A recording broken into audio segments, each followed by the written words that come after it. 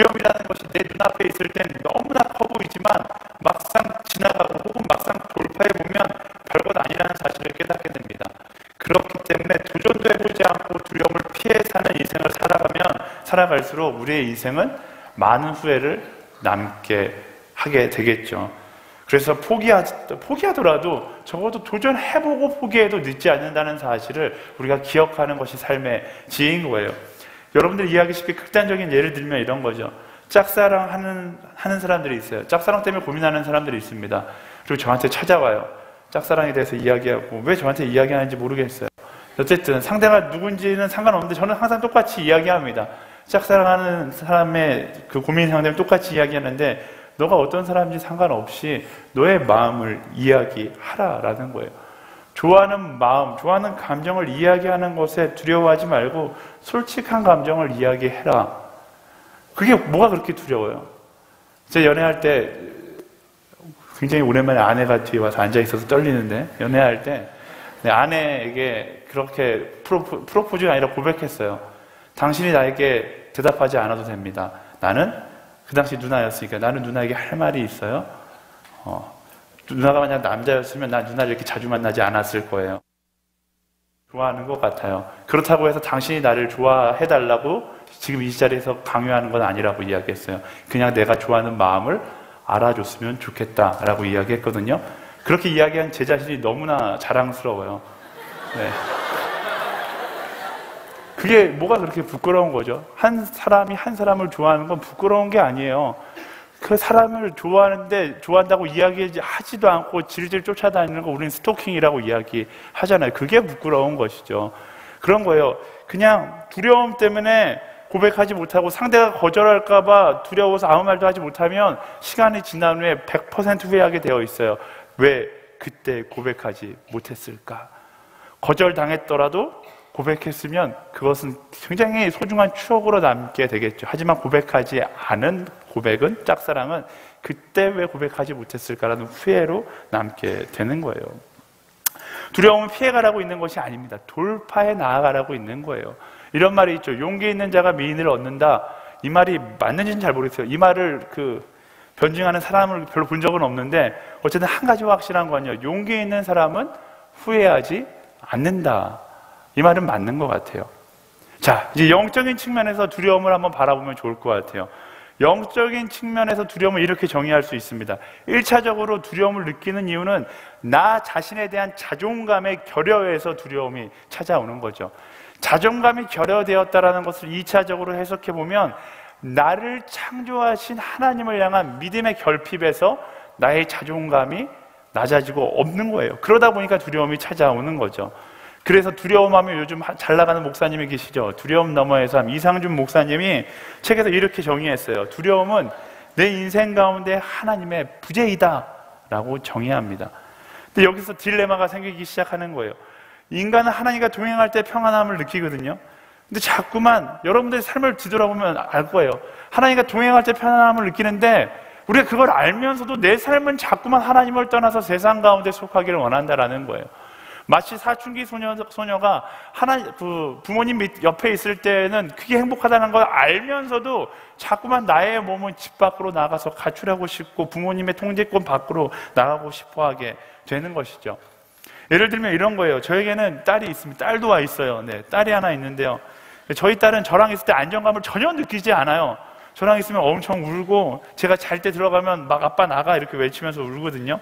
근데 저에게 다가올 때가 있어요. 언제냐? 제가 초코 과자를 가지고 있으면 엄마 손을 놓고 저에게 뛰어와요.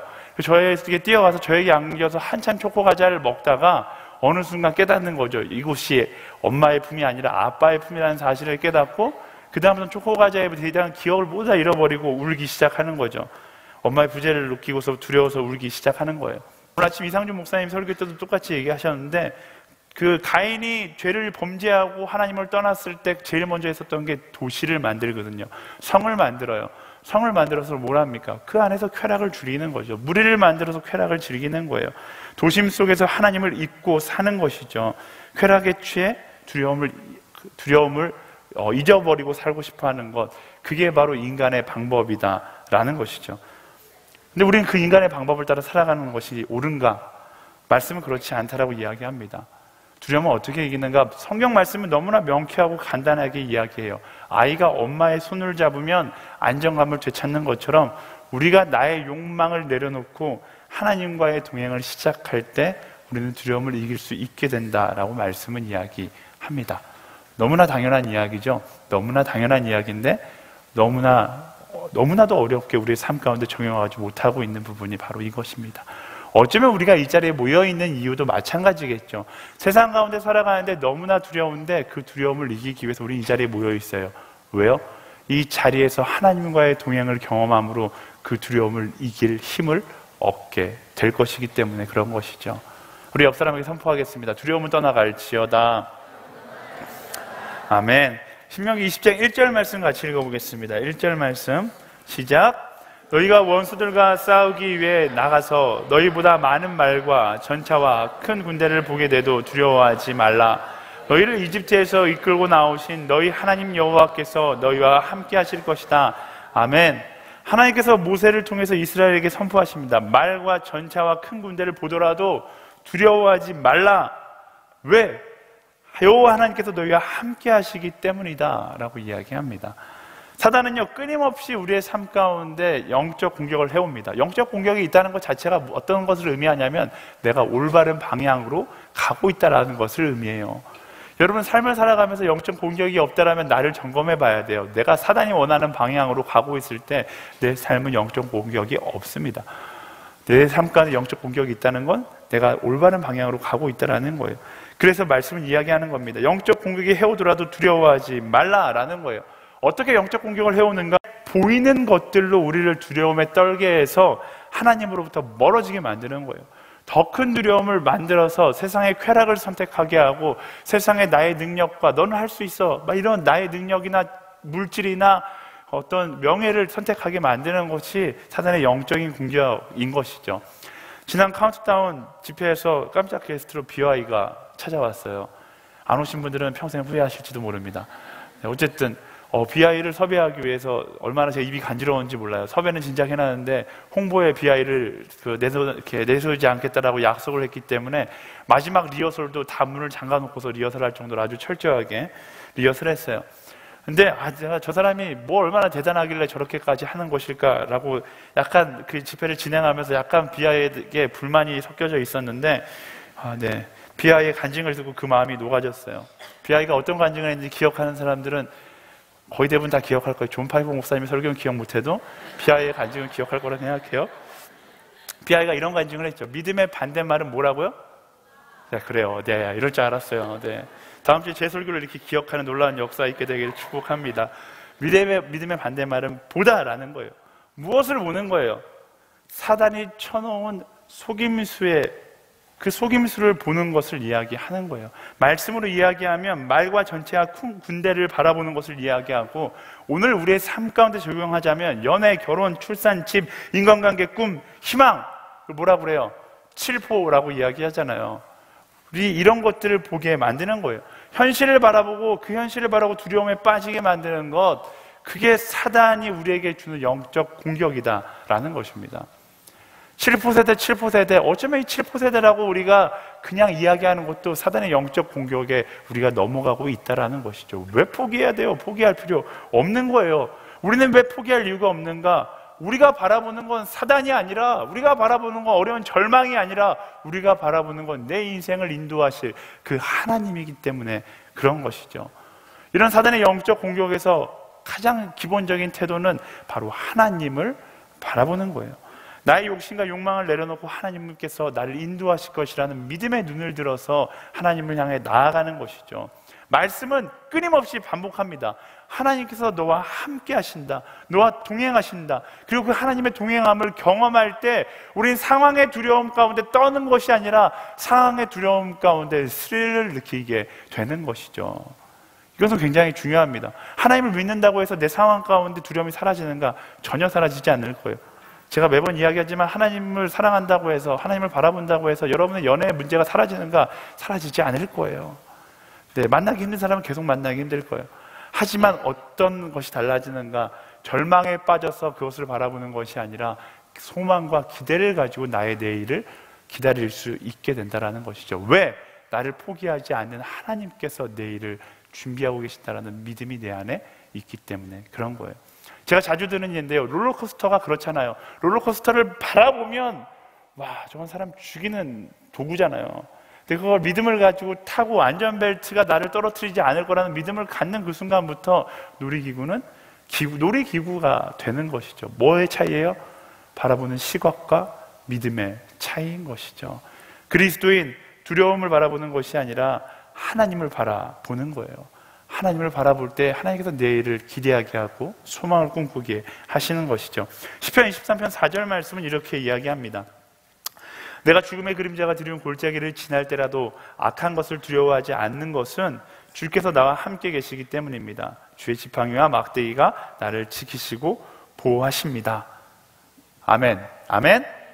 네, 하나님, 너무나 간단한 원칙이에요. 하나님께서 내 인생 가운데 함께 하시면 내 인생의 상황과 상관없이 우리는 두려움으로부터 벗어나게 되어 있다라는 것입니다. 그리고 반대로요, 내 인생 가운데 하나님이 계시지 않는다라면 상황과 상관없이 우리 인생은 두려워하는 인생이 될 수밖에 없는 것이죠. 이해하시겠어요? 우리가 하나님과 동행한다면 내 인생은 어떤 상황이든 두려워하지 않는 인생이 될 거예요. 하지만 하나님과 동행하지 않는다면 내 인생은 어떤 상황이든 두려워하는 인생이 되는 것이죠.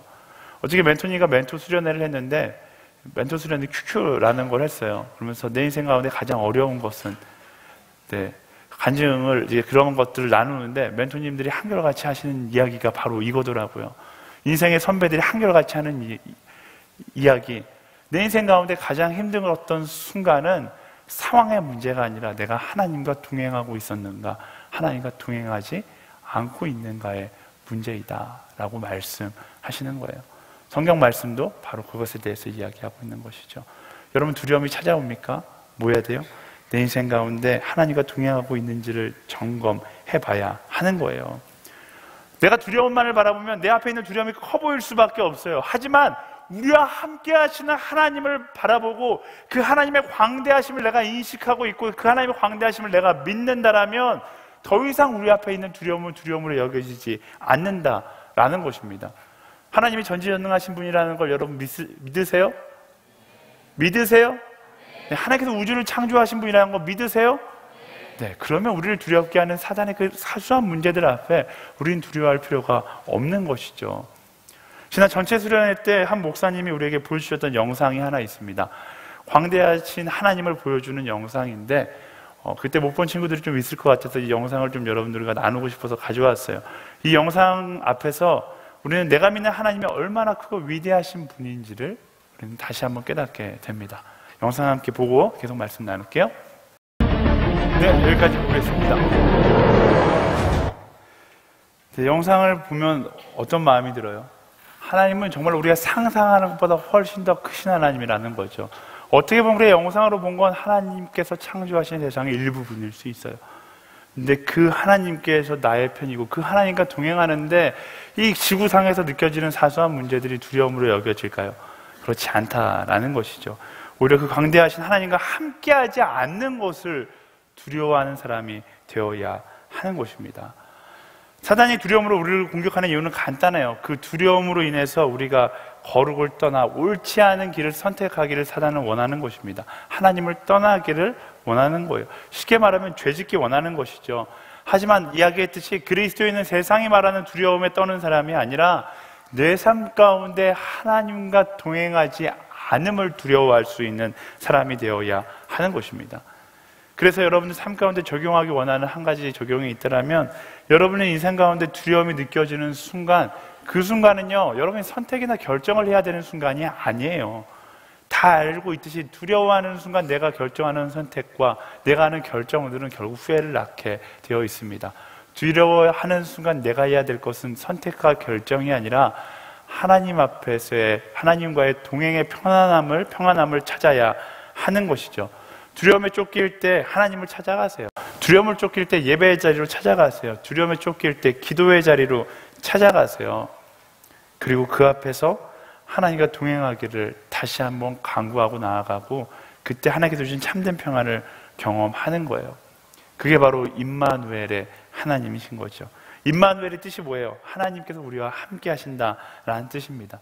이 임마누엘의 고백이 여러분의 삶 가운데 선포되기를 예수님의 이름으로 축원합니다.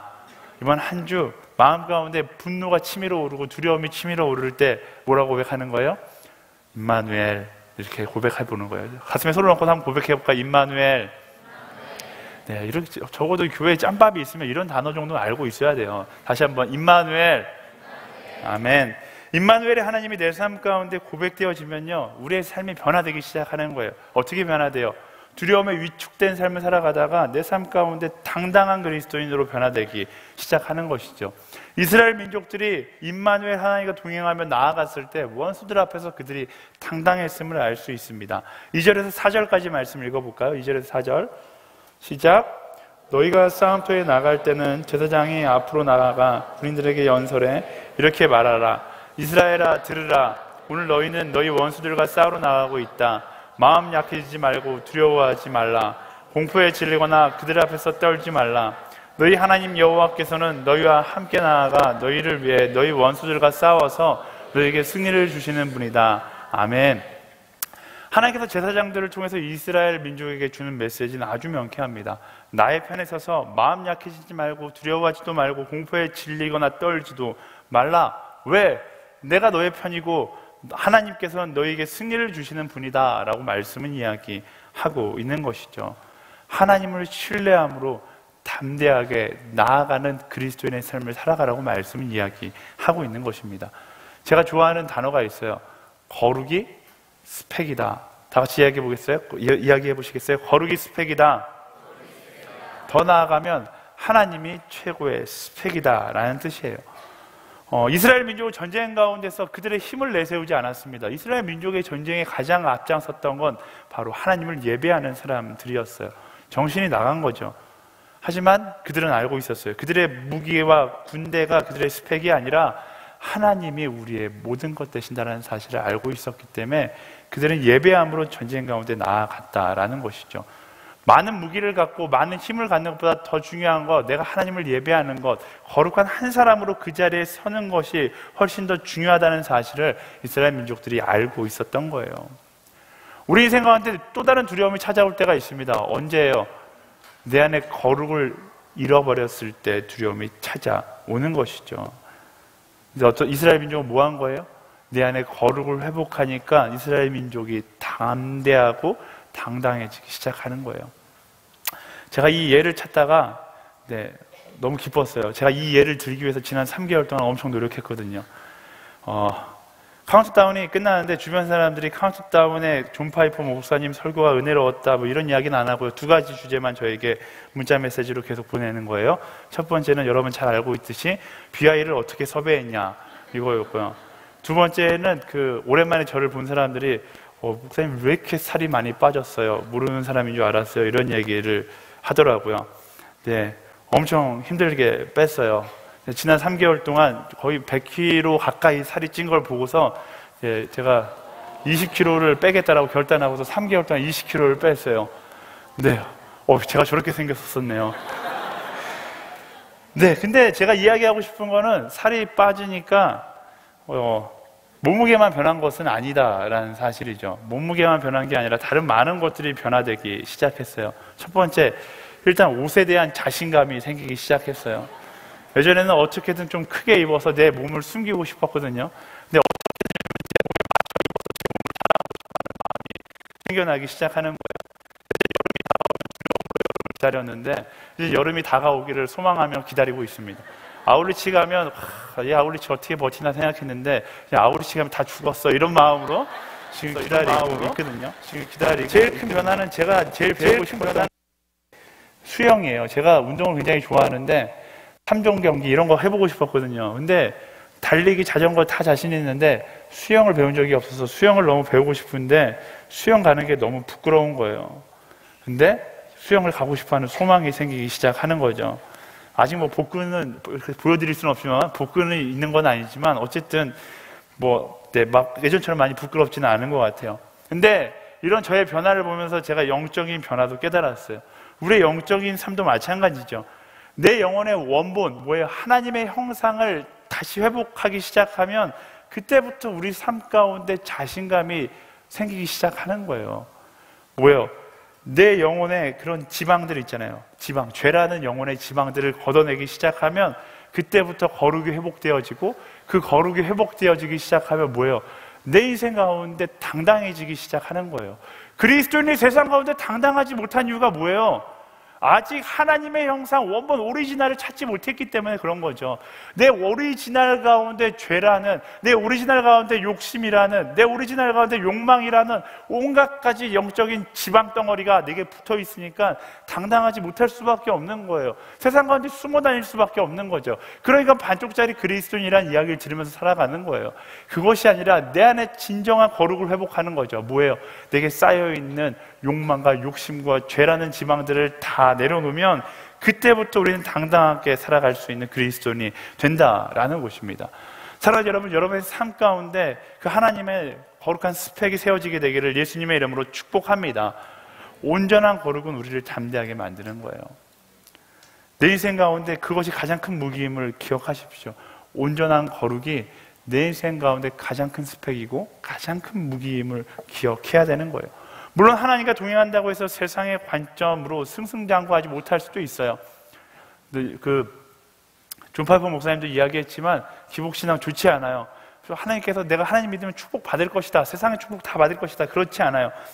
하지만 합력하여 선을 이루시는 하나님이 나의 거룩한 행함을 통해서 하나님 나라의 큰 그림의 한 조각으로 나의 삶을 사용하실 거라는 것은 확실하다라는 사실을 여러분 기억하길 바랍니다. 그래서요, 거룩이라는 스펙을 가지고 하나님 안에서 전심으로, 진심으로, 열심으로 살아갈 수 있는 여러분들 되기를 예수님의 이름으로 축복합니다. 그래서 뭐 해야 돼요? 여러분은 하나님 나라의 원본을 회복해야 되는 거예요. 옆 사람에게 선포하겠습니다. 원본으로 돌아갈지어다. 아멘. 네. 거룩한 한 사람, 하나님과 동행하는 사람의 태도는요, 세상은 이해할 수 없지만 그 이해할 수 없는 한 사람의 태도를 통해서 하나님 세상을 변화시킨다는 사실을 기억하세요.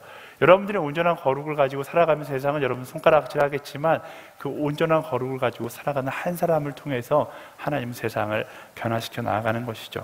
5절에서 8절까지 말씀 마지막으로 읽어볼게요. 좀 긴데요. 이렇게 읽을게요. 형제가 먼저, 자매가 나중. 이렇게 이러면 또 남녀 차별이라고, 자매가 먼저, 형제가 나중에 읽도록 할게요. 5절 자매가 먼저 읽겠습니다. 시작. 장교들은 군인들에게 말하라. 새 집을 짓고 봉헌하지 않은 사람이 있느냐? 그런 사람은 집으로 가게 하라.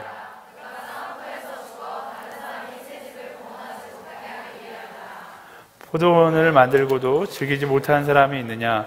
그런 사람은 집으로 가게 하라. 그가 싸움터에서 죽게 돼 다른 사람이 그 열매를 먹지 않도록 하기 위함이다.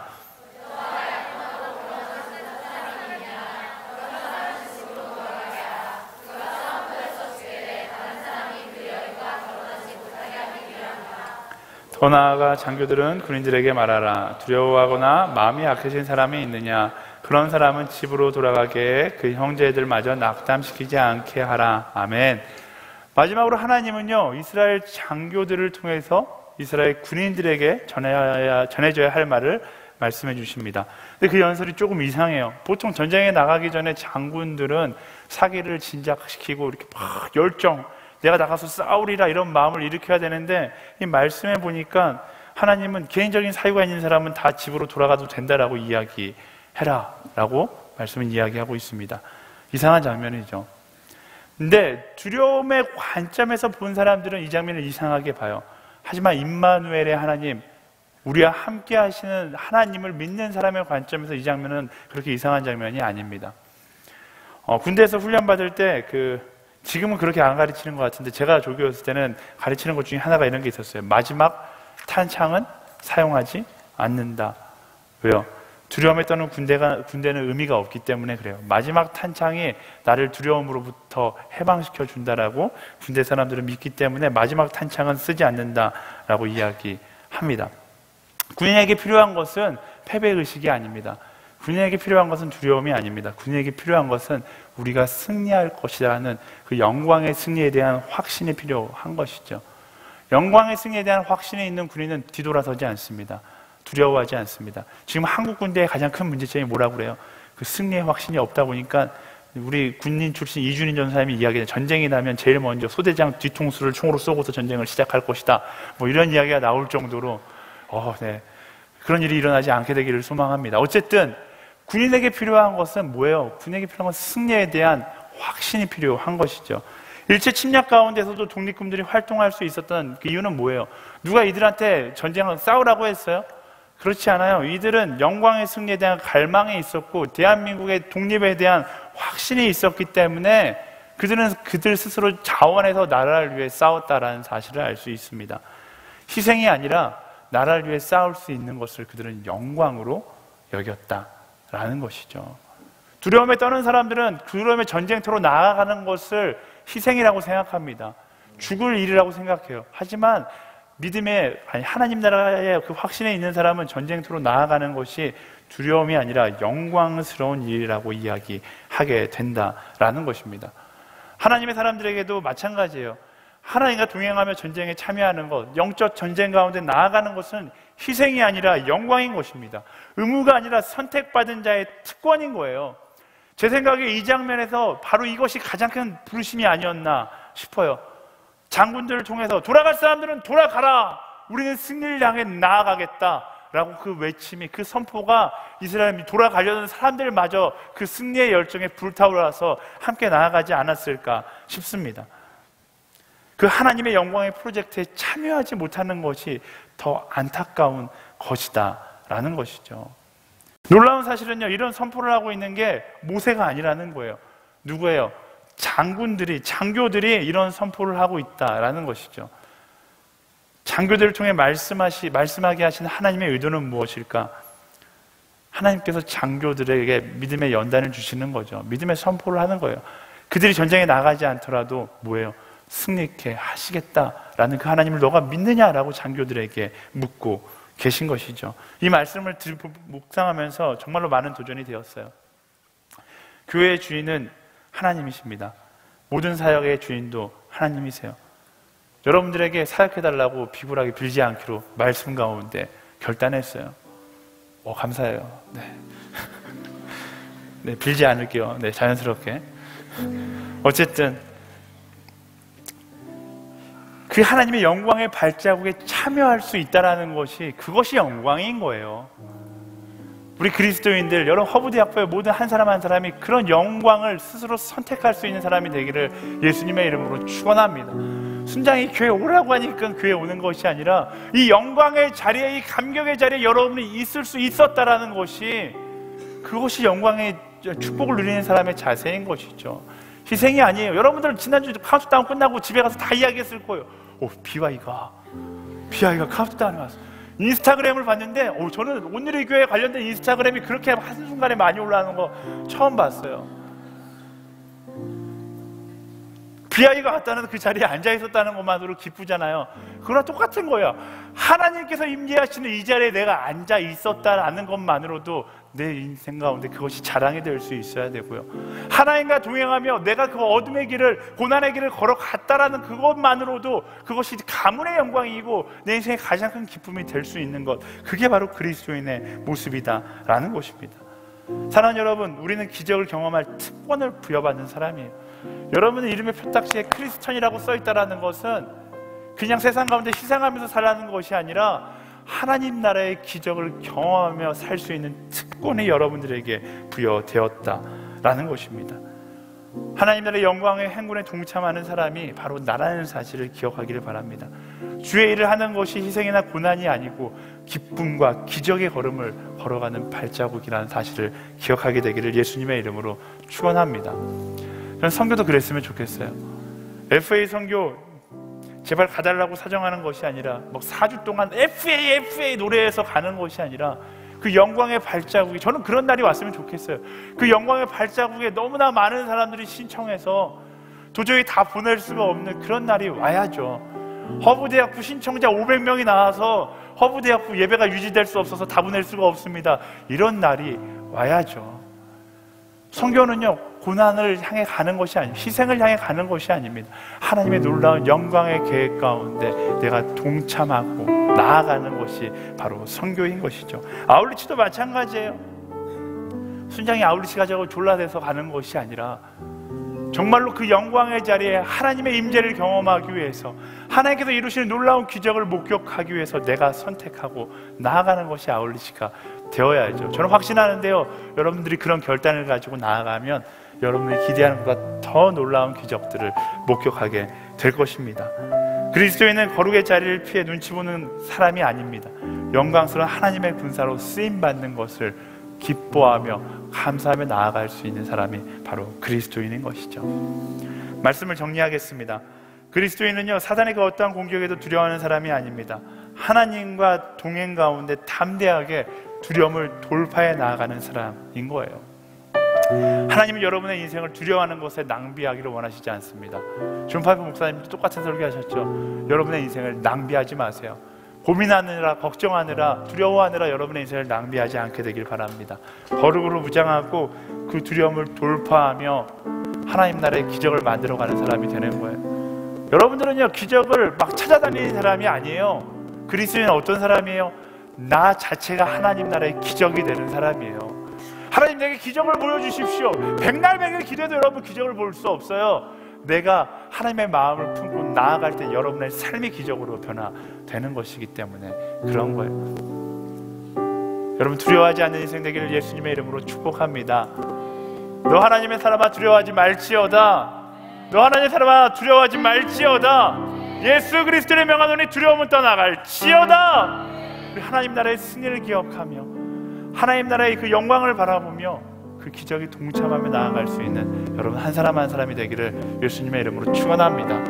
그 기적에 동참하기 원하시는 분들, 우리 이 자리에서 일어나서 함께 찬양하며 나아갔으면 좋겠습니다.